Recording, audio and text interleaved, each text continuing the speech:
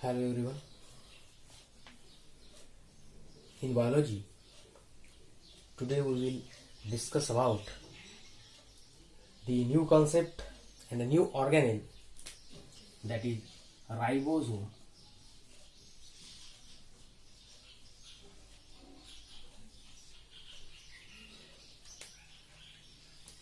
As we know that our discussion, the topic under our discussion, it is the cell organelles in eukaryotic cell.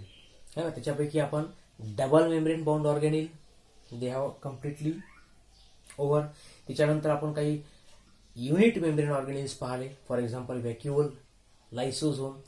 त्याच्यानंतर आता एक non membranous organelle तुम्हाला discuss करायचा आहे, that is the ribosome. I have told you that among the organelles, some organelles are there which perform function. ज्यांना एक काहीतरी स्वतःचं फंक्शन असेल, स्ट्रक्चर या फंक्शन आहे, but they do not have any proper covering, any limiting membrane. तर असे जे ऑर्गॅनिल असतील ज्याला कोणत्याही प्रकारची मेम्ब्रेन नसते, but still they are organelle, such organelles are called as non membranous organelles.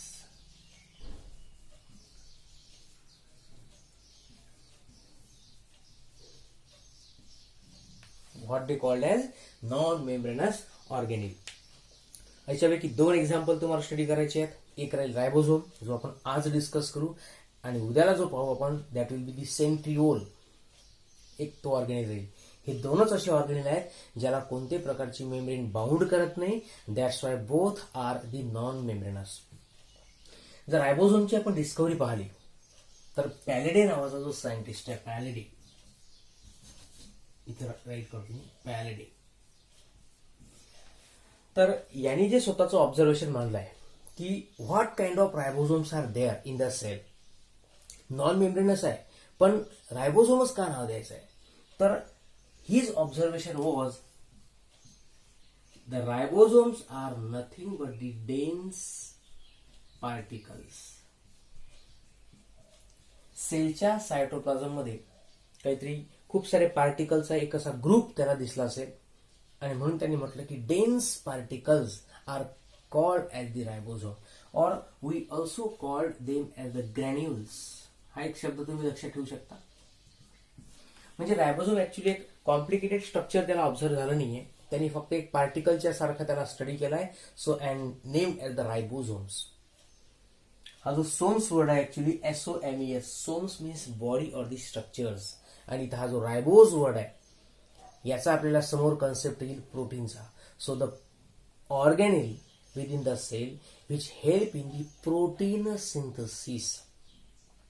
जरी नॉन मेम्ब्रेनस आहे, जरी त्याला कोणत्या प्रकारची प्रोटेक्टिव्ह कव्हरिंग नाही आहे, पण तरी सेल मधला मोस्ट इम्पॉर्टंट ऑर्गॅनिल, जसं आपण न्यूक्लियस पाहिला होता, master organelle of the cell, in the same way ribosome also is very very important organelle for the sale.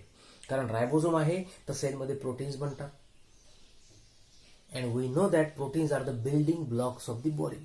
कोणत्याही प्रकारचं स्ट्रक्चर जेव्हा सेल तयार करतं, मग ते सायटोप्लाझमिक कंटेंट असेल, एखादा ऑर्गॅनिल असेल, किंवा कोणत्याही प्रकारचा एखादी बनावट आपल्या सेलमधली, त्याला बनवण्याचं, त्याचं बिल्डिंगचं काम कोण करेल? प्रोटीन. आणि या प्रोटीनच्या सिंथसिसमध्ये हेल्प कोण करणार आहे आपल्याला? Ribosomes. So these are called as the protein factories. Ribosomes are considered as protein factories of the cell. मग ते प्रोकॅरियोटिक सेल असो का यूकॅरियोटिक सेल असो, ठीक आहे, दोनही सेलमध्ये, दोनही ऑर्गॅनिझम्समध्ये ribosomes they play very very important role. आणि जेव्हा आपण याचा रोल पाहू तेव्हा लक्षात येईल तुमच्या की प्रोटीनमध्ये रायबोझोमचा रोल कसा राहतो. Okay, so this is about introductory part. Now when we consider the structure of ribosome,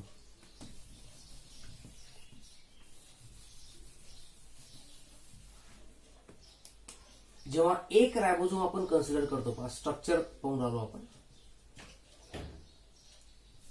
before structure we have to focus upon the composition or you may call it as a chemical composition of the ribosomes. As every organelle, every component of the cell, it is made up of the chemicals. So in the same way, ribosome should have some sort of the chemicals. आणि असे कोणकोणते chemicals राहतात ते तुम्हाला माहित पाहिजे पहा. A single ribosome, it is made up of two components. That means rRNA, or they are called as ribosomal RNA. And second one is proteins. दोन गोष्टीचं कॉम्बिनेशन असतं रायबोझोम मध्ये. एक आहे रायबोझोमल आरएनए आणि दुसरा आहे प्रोटीन. आरएनए आणि प्रोटीन. आरएनए झाला एक nucleic acid, ribo nucleic acid, आणि protein. And when these two components are combined together, they reacted together to form a complicated dense structure called as the ribosome. मग आता या ठिकाणी जी बोर्डवर diagram represent केली आहे, it is taken from our state textbook. तर त्याच्यामध्ये त्यांनी अशा पद्धतीनं रायबोझोमला रिप्रेझेंट केलाय. एक कम्प्लीट रायबोझोम जर बनवायचा असेल तर it is made up of 2 units. Complete रायबोझोमला एक युनिट कन्सिडर करा. जसं आपण सेलला एक युनिट कन्सिडर करतो तसं रायबोझोमला एक युनिट कन्सिडर करून राहिलो आपण. ठीक. कसा तयार होऊन राहिला? A ribosome, it is made up of 2 subunit. Complete ribosome मध्ये 2 छोटे छोटे युनिट्स राहतात. त्याच्यापैकी जो स्मॉलर युनिट असेल त्याला म्हणायचं आहे स्मॉलर सब युनिट.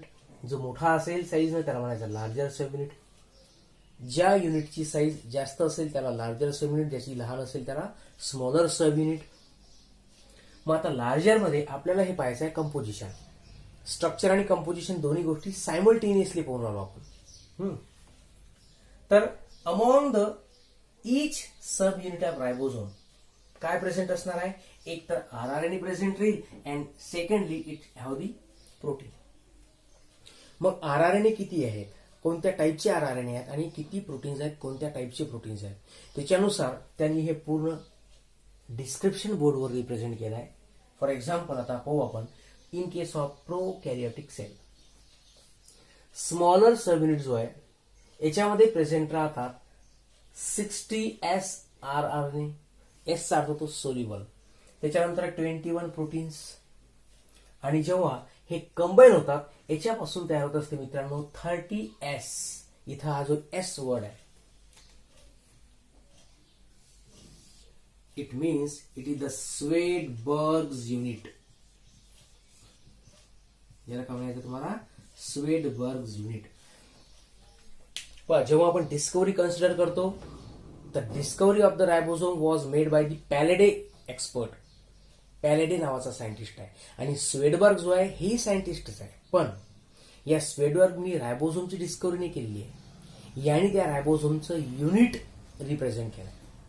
जसं आपण एखाद्या गोष्टीला मेजर करतो ना, सेंटीमीटर लेंथ असेल त्याला सेंटीमीटर, हाईट असेल त्याला पण सेंटीमीटरमध्ये मोजतो, मीटर असेल, फूट असेल, तर तशा type ribosome it is represented by a unit and that unit is called as the Svedberg's unit. Okay. आणि त्याचा जो सिम्बॉल असतो तो असतो एस. मग आता प्रो आणि यू कॅरियोटिक असं आपण 2 ऑर्गॅनिझमचं क्लासिफिकेशन केलं आहे. मग साहजिक आहे रायबोझोम प्रो कॅरियोटिक मध्ये वेगळ्या टाईपचे असतील, यू कॅरियोटिक मध्ये वेगळ्या टाईपचे असतील. तर हे तुम्हाला लक्षात ठेवायचं आहे. In prokaryote the ribosomes are present that is 70S type and in case of eukaryote the ribosomes are of the 80S type. इथं याचा अर्थ काय घ्याल तुम्ही? It is Svedberg's unit. आता ऍक्च्युली स्वेडबर्ग युनिट म्हणजे काय असतं पहा. तुम्ही असा विचार कराल बा की प्रोकॅरियोटिक मध्ये एका रायबोझोमला बनवण्याकरता हे डायग्राम लक्षात घ्या. कम्प्लीट रायबोझोमला कोण बनवते? 2 unit. Smaller sub unit, larger. मग प्रोकॅरियोटिक मध्ये स्मॉलर सब युनिट कोणता आहे? 30S. लार्जर सब युनिट कोणता आहे? 50S.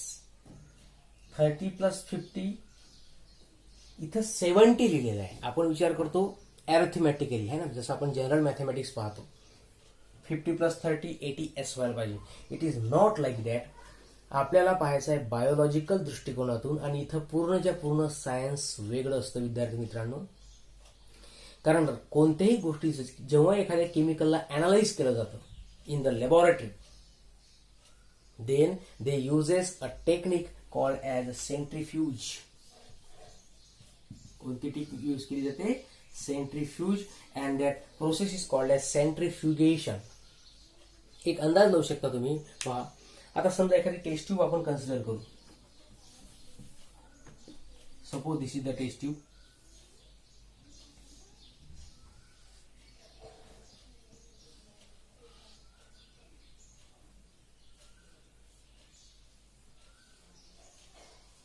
आणि याच्यामध्ये मी काहीतरी सॅम्पल घेतलेलं आहे. For example it is the sample of blood. जेव्हा आपण पॅथॉलॉजी लॅबमध्ये ब्लड टेस्ट करतो है ना, ब्लडची टेस्ट असेल किंवा युरिनची टेस्ट, तर ते सगळ्यात पहिले आपल्या ब्लड सॅम्पलला टेस्ट ट्यूबमध्ये कलेक्ट करतात, टेस्ट ट्यूब म्हणा किंवा एखाद्या छोट्याशा बॉटलमध्ये, आणि नंतर सेंट्रीफ्यूज मशीनमध्ये त्या टेस्ट ट्यूबला ऍड केलं जाते. मग त्या मशिनरीमध्ये कसं असते, ती मशीन कम्प्लिटली रोटेट होते. रोटेट म्हणजे फिरणे.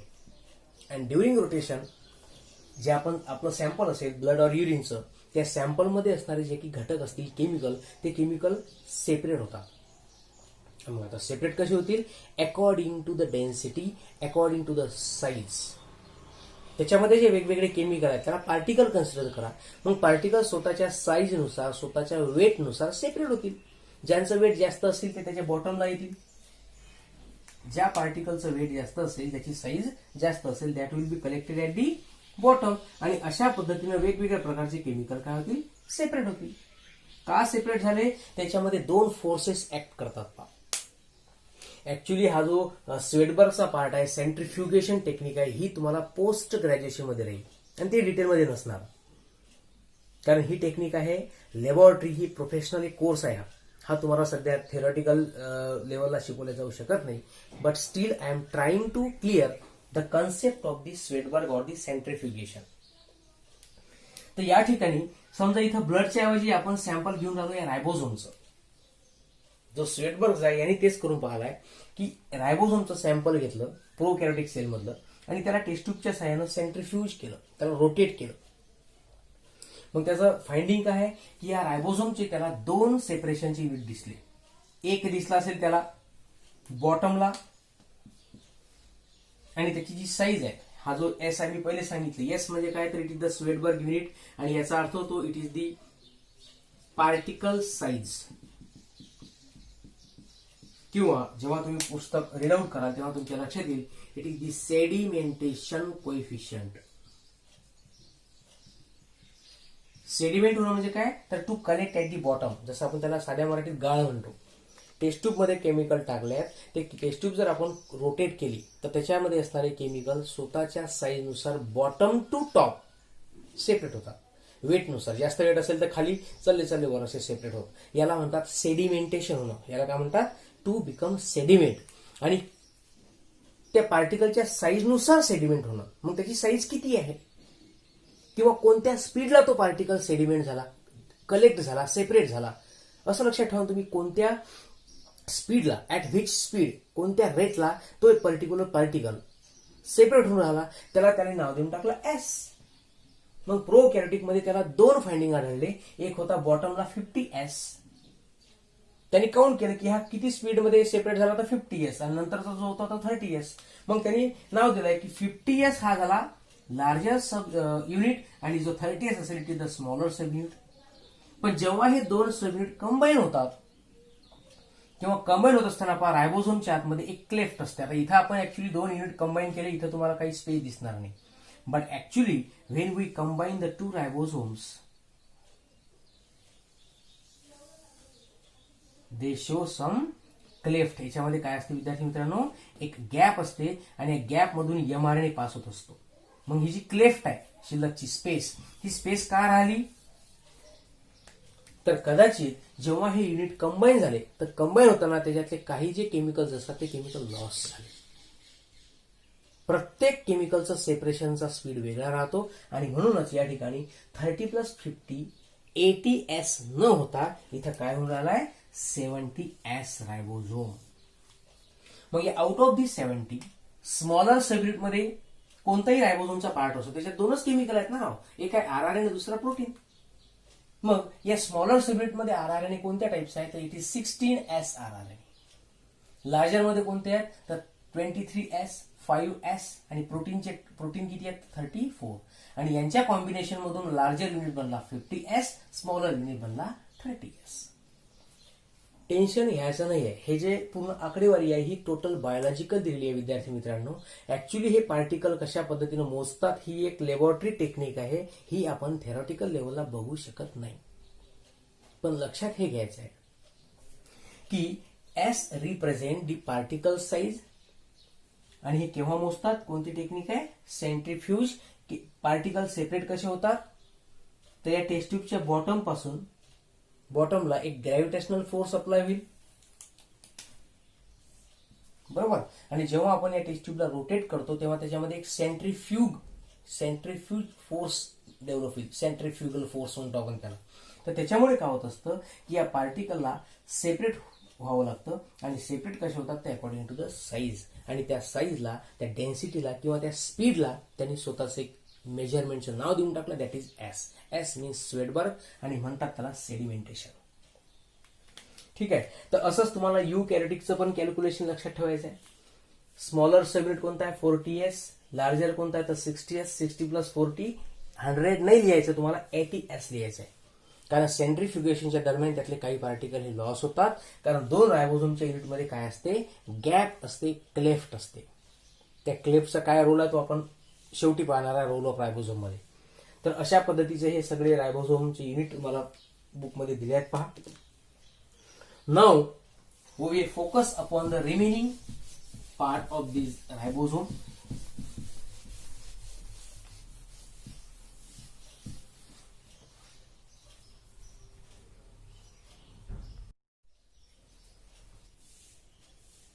अकॉर्डिंग टू किंवा ऑन द बेसिस ऑफ म्हणू शकतो आपण त्याला, on the basis of cell type.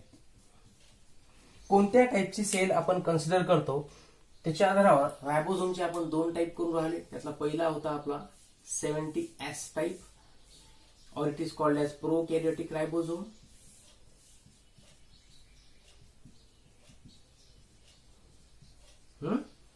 आणि कसा तयार होतो हा, it is made up of 50S larger subunit plus 30S smaller subunit. Second आहे 80S ribosome and it is called as eukaryotic ribosome.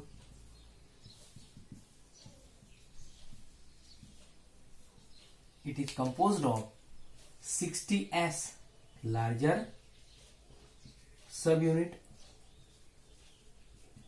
plus 40S smaller subunit. तुम्हाला अजूनही confusion असेल, sir how does the 50 + 30 becomes 70 and 60 + 40 becomes 80? We are not getting. हे आम्हाला गणित कोणी शिकवलेलं नाहीये आणि हे आम्हाला कळत नाही. Now look at the biological study. एक एक्झाम्पल. आता पहा, सपोज एखादं कन्स्ट्रक्शन आपल्याला करायचं आहे. Suppose we want to build a construction, कोणत्या तरी प्रकारची बिल्डिंग आपल्याला तयार करायची आहे. एखादं कन्स्ट्रक्शन ऑफ दी वॉल, भिंत बनायची असेल. We know that it require the collection of the material. त्याच्यामध्ये महत्वाचं ब्रिक्स, विटा लागतात. ठीक आहे, मग आता तुम्ही समजा एखादं कन्स्ट्रक्शन करण्याकरता 1000 विटा आणल्या.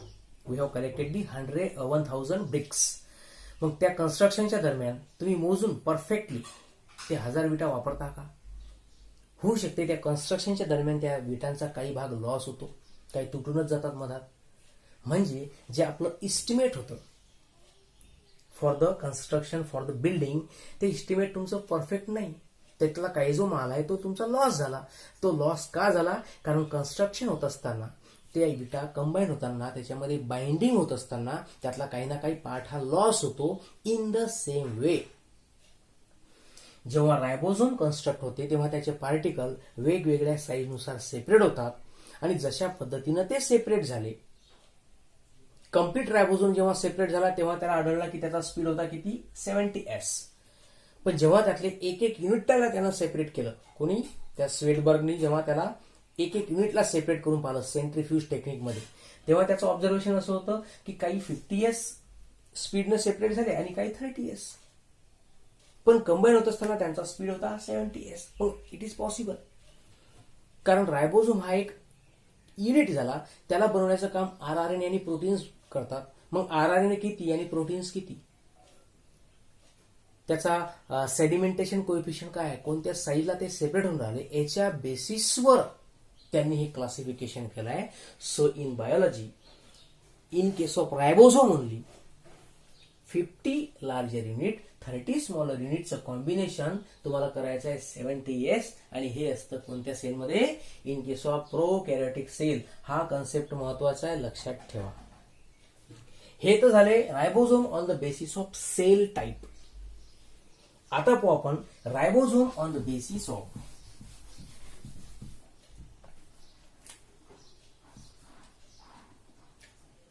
लोकेशन. सेलमध्ये रायबोझोम्स कुठे प्रेझेंट राहतात. एक कन्सेप्ट असा आहे की ribosome these R the non membranous organism, so they are mainly present in this cytoplasm, throughout the cytoplasm. Prokaryotic सेलचं एक्झाम्पल जर घेतलं आपण तर त्याच्यामध्ये रायबोझोम किती राहू शकतात, तर up to 10,000.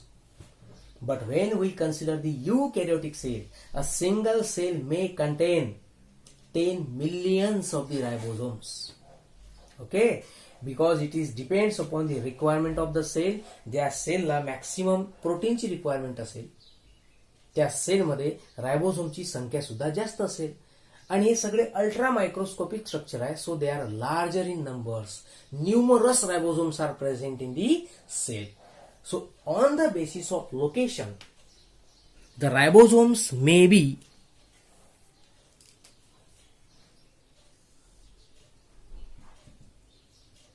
bound ribosomes and free ribosomes.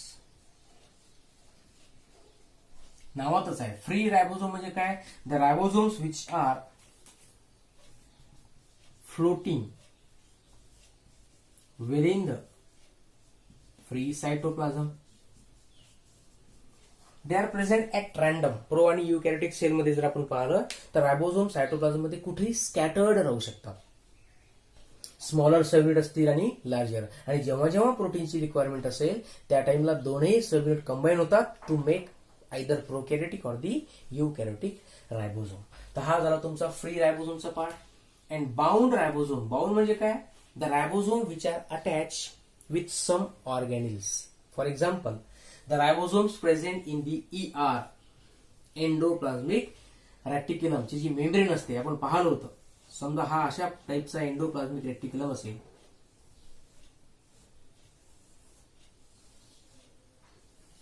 ठीक आहे. Suppose this is the membrane of ER and this ER contain many smaller particles. These particles are known as ribosomes. And hence it is called as RER, a rough endoplasmic reticulum. त्याच्यानंतर the ribosomes may be present in the mitochondria. The ribosomes may be present in the plastids. तर हे सगळे locations तुम्ही लक्षात ठेवा. जर पेपरमध्ये विचारलं की where are the ribosomes present within the cell, so those ribosomes are present in the cytoplasm, ribosomes are present in the membranes of ER, ribosomes are present in the mitochondria and the plastid. Semi autonomous organelle मध्ये सुद्धा ribosome असतात. आणि त्याचे पण type तुम्हाला मी सांगितले आहे की हे सगळे जे रायबोझोम्स आहेत ER मधला असो, जनरली मायटोकॉन्ड्रिया आणि प्लास्टिड मधला जो असतो तो असतो 70S टाईप, म्हणजे just like the prokaryotic ribosome. Actually रायबोझोमचं काम काय असतं, protein formation.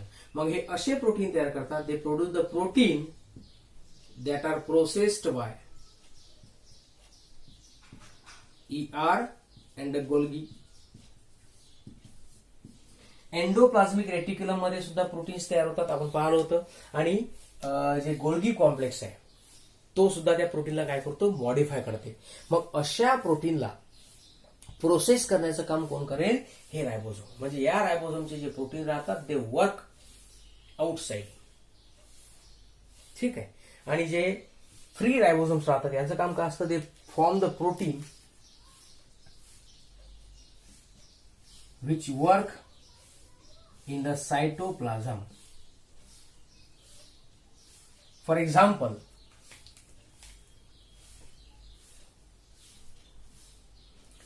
Protein may be converted into enzymes. हा एक मुद्दा लक्षात ठेवा तुम्ही. म्हणजे जे फ्री रायबोझोम आहेत सायटोप्लाझम मधले, मग सपोज त्या रायबोझोमनी काहीतरी प्रोटीन बनवले आणि रायबोझोम कशामध्ये, प्रोटीन कशामध्ये कन्वर्ट होऊ शकतात, एन्झाइम मध्ये. तर आपण एक्झाम्पल पाहून आलो, the enzyme which involve in the breakdown of sugar. जेव्हा आपण रेस्पिरेशन प्रोसेस स्टडी करू तेव्हा तुमच्या लक्षात येईल की जे कार्बोहायड्रेट आहे, जे शुगर आहे, त्याला ब्रेकडाऊन करण्याकरता किती साऱ्या एन्झाइमचे सेट्स लागतात. एक सिंगल ग्लुकोज मॉलिक्यूल जर ब्रेकडाऊन करायचं असेल तर त्याच्यामध्ये 10 रिॲक्शन्स असतात मित्रांनो. आणि प्रत्येक रिॲक्शन मध्ये काय इन्व्हॉल्व असेल, एन्झाइम. एन्झाइम जर तुमच्यापैकी कोणी ऐकलं नसेल तर तुम्हाला एक्झाम्पल देतो, तुम्ही कॅटलिस्ट शब्द ऐकला असेल. Any chemical reaction it is speed up by using some factors called as the catalyst, जो त्याचा स्पीड वाढवण्याचं काम करते. तसा बायोलॉजिकल रिॲक्शनचा स्पीड वाढवण्याचं काम करत असतात प्रोटीन, त्याला म्हणतात एन्झाइम्स. ओके. जेव्हा आपण ऍक्च्युली एन्झाइमचं क्लासिफिकेशन बघू तेव्हा तुमच्या लक्षात येईल की एन्झाइम आणि प्रोटीन मध्ये रिलेशनशिप काय असेल. Okay. So this is about ribosome on the basis of their location. Bound ribosome एखाद्या ऑर्गॅनिलशी असोसिएटेड असतील आणि डायरेक्टली सायटोप्लाझम मध्ये असतील तर त्याला free ribosome. Free ribosome they work within the cytoplasm and they are work outside the site. म्हणजे outside म्हणजे काय, तर जे प्रोटीन ER आणि गोल्गीनी सिक्रेट केले त्याला प्रोसेस करण्याचं काम कोण करतात, these ribosomes which are called as bound ribosome. म्हणजे हे सेलच्या बाहेर सुद्धा वर्किंग करू शकतात. तर अशा टाईपचे रायबोझोमचे टाईप्स असतात. त्याच्यानंतर एक सेपरेट टॉपिक पाहायचा आपल्याला, that is role of the ribosome.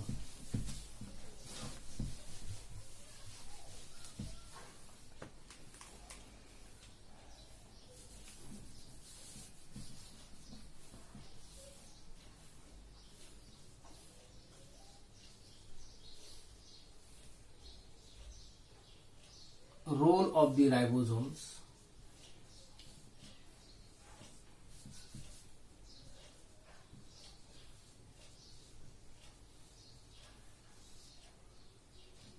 in protein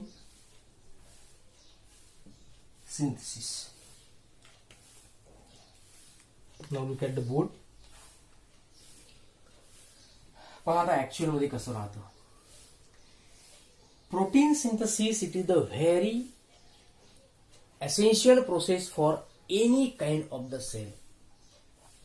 तुम्ही सांगा प्रोटीन सिंथसिसच महत्वाची का आहे, कार्बोहायड्रेट सिंथसिस का नाही स्टडी करत, फॅट सिंथसिस स्टडी का नाही करत, तर त्याला रिझन आहे विद्यार्थी मित्रांनो. Proteins are those component which may be work or which may be convert into the enzyme or the hormone. पहिले तुम्ही सिग्निफिकन्स समजून घ्या प्रोटीनचं काय. सेल जेव्हा प्रोटीनला तयार करते तेव्हा ते प्रोटीन एकतर एन्झाईम मध्ये कन्वर्ट होऊ शकतात किंवा हार्मोन मध्ये. एन्झाईमचं काम काय असतं, तर enzyme can speed up the reaction. कोणतीही केमिकल रिॲक्शन असेल त्याचा स्पीड वाढवण्याचं काम कोण करते, एन्झाईम. रिॲक्शनला घडून आणण्याकरता एक मीडियम प्रोव्हाइड करते एन्झाईम विद्यार्थी मित्रांनो. एक्झाम्पल, समजा आपण काहीतरी कन्झ्युम करून राहिलो, एक इव्हन चॉकलेट जरी आपण खाल्लं तर आपल्या तोंडामध्ये लाळ तयार होते. त्याच्यामध्ये एन्झाईम असतात पहा, सलायवरी अमायलेज. 25% डायजेशन तर आपल्या माउथ बक्कल कॅव्हिटीमध्येच घडून जाते. का घडलं, ड्यू टू द एन्झाईम्स. ठीक आहे. बाकीचे मग डायजेस्टिव्ह सिस्टम तर आहेतच आहेत, किती सारे एन्झाईम्स राहू शकतात. आणि हार्मोन जो आहे it is important for the general growth and the development of organism. म्हणजे केमिकल रिॲक्शनसाठी आपल्याला एन्झाईम्स पाहिजे, बॉडीच्या ग्रोथ डेव्हलपमेंट करता हार्मोन पाहिजे. एन्झाईम हार्मोन कशापासून तयार होतात, तर protein. So you can imagine that why protein synthesis is important for the cell. आणि असे प्रोटीन बनवण्याचं काम कोण करते, रायबोझोम. त्याचाच तुम्ही रोल पाहून राहिले. मग डिपेंड आहे की एका सेलला प्रोटीन्स किती बनवायचे. It is depend upon the efficiency of protein synthesis. समजा सेलला ऍट अ टाइम एकच प्रोटीन बनवायचं असेल तर अशा वेळेस ribosome they are present singly, so called as monosomes. These ribosomes are work in the single group. Single ribosome binds to mRNA. आता परत तुमच्या डोक्यामध्ये कन्फ्युजन आलं की ते mRNA कसा आला. काही डोक्याला ताप घ्यायचा नाहीये. ऍक्च्युली प्रोटीन सिंथेसिस कशी असते पहा. सगळ्यांनाच माहित आहे की सेलला कंट्रोल करणारा कोण असतो, it is the DNA molecule. पण डीएनए मॉलिक्यूल हा एक स्टेबल आहे. जर याला एखादा प्रोटीन तयार करायचा असेल, एखादी इन्फॉर्मेशन, ज्याला जेनेटिक इन्फॉर्मेशन म्हणतो आपण, जर एखादा प्रोटीन बनवायचा असेल तर हा डीएनए काय करतो, एक स्वतःचा मेसेज तयार करतो. डीएनए काय तयार करतो, मेसेज. आणि तो मेसेज असतो in the form of mRNA. High nucleic acid आहे, हाय न्यूक्लिक ऍसिड आहे. फक्त हा स्वतःची लोकेशन सोडत नाहीये. समजा युकॅरियोटिक सेल असेल तर हा कुठे आहे, न्यूक्लियस मध्ये. प्रोटीन कुठं बनतात, सायटोप्लाझम मध्ये. मग सायटोप्लाझम मध्ये डीएनए जाऊ शकत नाही, तर तो डीएनए स्वतःचा एक मेसेज तयार करतो. तो मेसेज म्हणतात कोणता असेल, एमआरएनए, मॅसेंजर आरएनए. जसा आरआरएनए रायबोझोमल आरएनए, तसा एमआरएनए मॅसेंजर आरएनए असतो. आणि हा मेसेज जो आहे, हा मेसेज रीड आउट करणं. एखाद्या मेसेजला जसं आपण रीड आउट करतो, कम्प्युटरची लँग्वेज कम्प्युटरच वाचू शकते, त्याला म्हणतात डी कोडिंग. आपण जे पासवर्ड देतो त्याला आपण रीड नाही करत, त्याला रीड करण्याचं काम मशिनरीज करतात. तर तसं एमआरएनए मध्ये असणारा जो मेसेज आहे त्याला रीड करण्याचं काम कोण करणार आहे मित्रांनो, रायबोझोम. एमआरएनएला असा रायबोझोम बाइंड झाला का याच्यामधल्या मेसेजला रीड केलं जाईल आणि त्याच्यानुसार काय तयार केले जातील, प्रोटीन्स. हा पूर्ण एक तुम्हाला सेपरेट टॉपिक राहील. Gene, molecular basis of inheritance नावाचा लेसन आहे तुम्हाला. त्याच्यामध्ये डिटेल राहील की डीएनए पासून एमआरएनए कसा बनतो, एमआरएनए पासून प्रोटीन कसे बनतात, रायबोझोम कशा पद्धतीने हेल्प करते. सध्यापुरतं लक्षात ठेवा की सेलला प्रोटीन्स किती बनवायचे आहेत, त्याची एफिशियन्सी काय आहे सेलची. एक प्रोटीन बनवायचं असेल तर त्याच्याकरता एक रायबोझोम अटॅच झाला कोणाला, एमआरएनएला. आणि जर समजा सेलला मॅक्सिमम प्रोटीन बनवायचे असतील, 2 or more पॉलिपेप्टाइड किंवा प्रोटीन्स, तर अशा टाइमला काय होते, हा जो एमआरएनए मॉलिक्यूल आपण ड्रॉ केला याला ऍट अ टाइम खूप सारे रायबोझोम्स बाइंड होतात. Numerous ribosomes bound to the mRNA.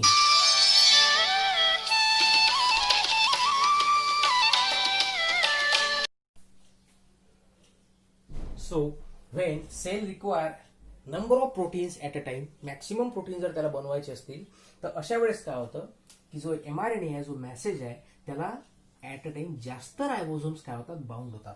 Many ribosome bound to the mRNA. एक रायबोझोम असेल तो एका प्रोटीनची इन्फॉर्मेशन रीड आउट करू शकतो. लक्षात येऊन आलं का नाही. ही जी प्रोसेस आहे ऍक्च्युली याला ट्रान्सलेशन म्हणतात मित्रांनो. एमआरएनए मधली जी इन्फॉर्मेशन आहे ती असते डीएनएची. बनवायचं काय, प्रोटीन. प्रोटीन वेगळा कंपोनंट आहे, डीएनए वेगळा कंपोनंट आहे. मग डीएनएतली मेसेज रीड आउट करणं म्हणजे दुसऱ्या भाषेमध्ये त्याला रूपांतरित करतात. That is the translation. हे तुम्हाला ऍक्च्युली समजेल की हे लँग्वेज कोणती आहे. तर सध्या तुम्ही लक्षात एवढं ठेवा की at a time maximum ribosome, जर न्यूमरस रायबोझोम त्या ठिकाणी एमआरएनएला बाउंड होऊन राहिले तर या कंडिशनला म्हणतात विद्यार्थी मित्रांनो पॉलिझोम्स. आणि सिंगल रायबोझोम बाउंड झाला तर मोनोझोम. मोनो म्हणजे सिंगल, पॉली मीन्स मेनी. ठीक आहे. एका प्रोटीनसाठी एक रायबोझोम, एकापेक्षा जास्त प्रोटीन असतील तर polysome. So this is the role of ribosome in the protein synthesis, and this is the reason why ribosomes are called as site of the protein synthesis or protein factories of the cell. ठीक आहे. बाकीचा जो concept होता आपण नंतर